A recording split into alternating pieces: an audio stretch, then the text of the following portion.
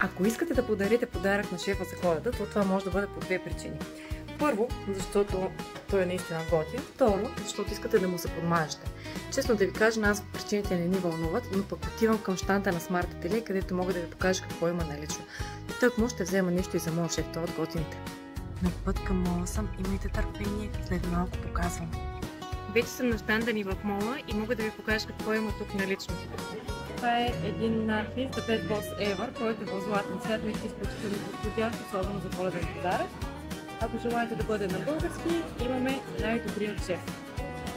Мисля, че Лидер за милиони е друг подходящ надпис с една звезда, отново коледен мотив.